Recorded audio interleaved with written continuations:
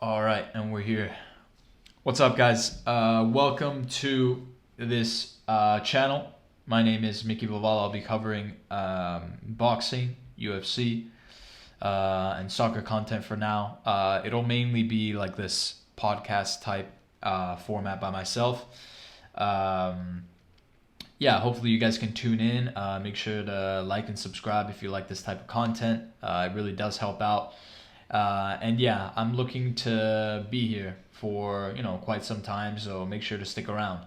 Um, in today's episode, we're gonna be sticking to MMA, just because it's the morning after between the fight UFC 244 in Madison Square Garden between Nate Diaz and Jorge Masvidal, two absolute animals. Um, so yeah, we'll be talking about that fight today. It was advertised a little bit also by Dwayne Johnson, The Rock, which was something that I've never seen in the UFC, so that was pretty interesting to do. And yeah, I mean, this belt that they were fighting for was called the BMF belt. This was something I'd never heard before, as well. Like the baddest man on the planet. Is truly, it's interesting to hear. I mean, what a fight. What a fight. Starting out, we had Masvidal, who I think he was 34. His record was 34 wins, 12 losses, while Diaz was something like 20 and 12, or 20 and 11. And then with this one, it was 20 and 12. These two fighters were beasts, honestly. Starting from starting from the first round, right away we had them going at it. Just exchanging punches, quick punches, exchanging jabs, exchanging some kicks. Truly like everywhere. Things were flying everywhere. I think Diaz had a crowd advantage being in Madison Square Garden. The whole crowd was just yelling from the first minutes of the fight. Diaz, Diaz, Diaz. Especially when in the beginning when The Rock actually walked into the ring with, well, not the ring, he walked into the arena with the belt. Um, the atmosphere was absolutely incredible. So many people there. The first round, I just think it was a complete and utter domination by Masvidal. I mean, and this isn't a takeaway from the fact that Diaz is, an amazing fighter who usually shows his qualities after the fourth and fifth round. We saw this with Conor McGregor, who he dominated in the first few rounds, and then afterwards he just completely unleashed and ended up getting that rear naked choke to grant him the victory. This fight lasted 3 rounds. It was ended by a doctor stoppage, and me being the stupid person I am, I thought the doctor stoppage was some sort of like submission. So it's like, oh, you got stopped by the doctor stoppage, and I was just envisioning this submission hold of the doctor stoppage, which was it ended up being a literal doctor stopping the fight, and so that was just something that obviously made me feel better about myself. But yeah, I mean, complete dominance by Masvidal. The first round, exchanging punches, he ended up getting a very clean leg kick at around the second half of the first round that dropped Diaz for the first time. He definitely got hurt. He cut him open in the right side of the eye, in the lower part, and a bit of the upper eyebrow on the right. From then on, Diaz was just on the ground trying to cover the guard, and throwing just a few kicks, just sort of to try to push Masvidal off. To which he was sort of taunting him, going like, "Oh," like acting like he got hurt, things like that. Second round, same thing, same story. It was Masvidal all over him. They were exchanging as well. Diaz fought back. It wasn't Masvidal all over him, but ultimately Masvidal drops Diaz again with a body shot. Just like a right swinging knee, just boom. It's almost as if his like pancreas exploded or something, and this put Diaz on the ground. And it was the same story again. Masvidal on top, just unleashing. Diaz just sort of trying to cover up as much as he could. And, that was the end of the fight, because at the end of that second round, they went back in their corners. The doctors who were trying to fix up the deep cuts, they basically said that Diaz could no longer continue. And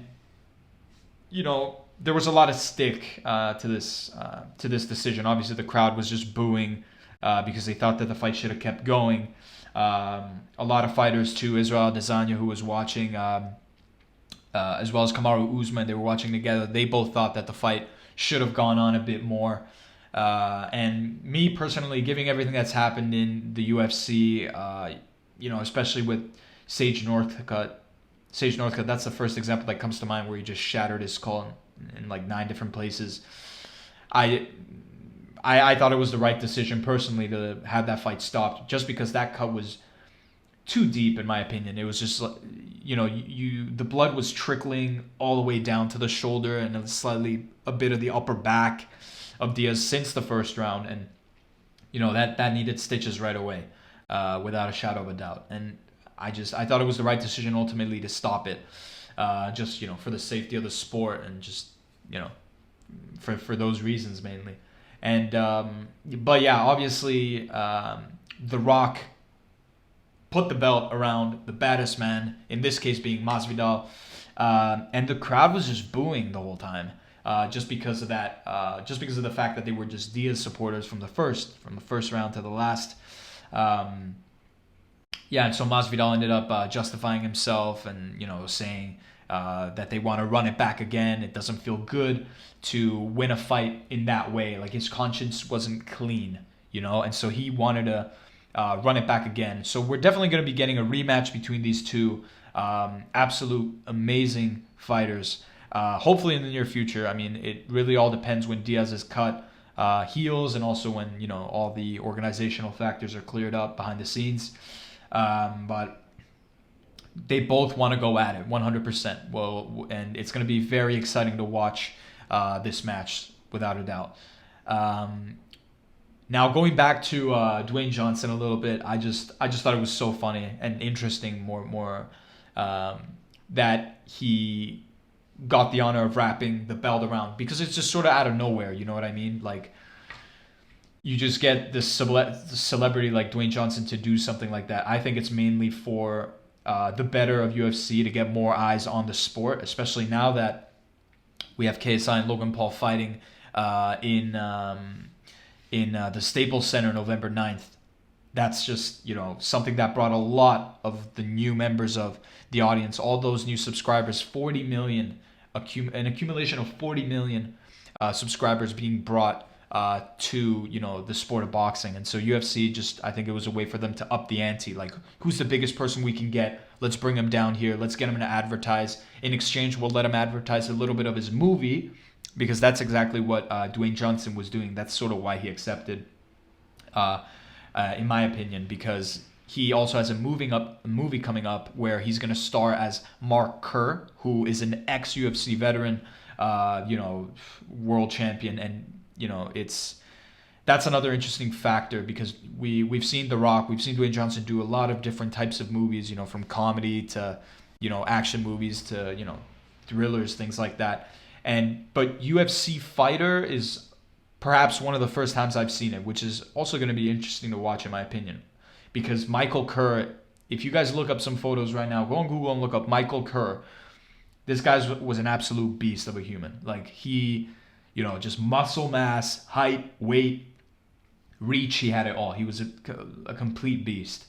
But yeah, just going back to the event, overall, like, I just thought it was a good fight. I'm definitely looking forward to the rematch.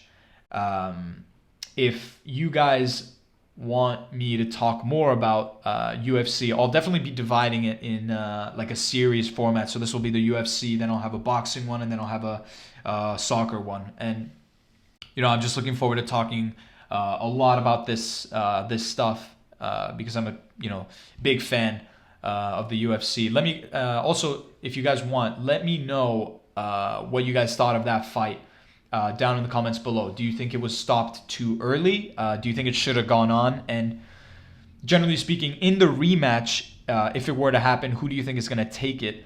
I just want to see, sort of your opinions, because for this fight that just happened yesterday, Diaz was actually the favorite. BT Sport actually sent out a poll to sort of see, to have the votes like, oh, it's going to end in Nate Diaz knockout, Nate Diaz submission, Masvidal knockout, Masvidal submission. And over 50% of the answers were of Nate Diaz knockout. And it was just, the majority was for a Nate Diaz knockout. But Masvidal, who was the underdog in this match, actually sort of took the win. So you never know with this with this type of sport where it goes. We've seen it in boxing with Anthony Joshua and Andy Ruiz as well.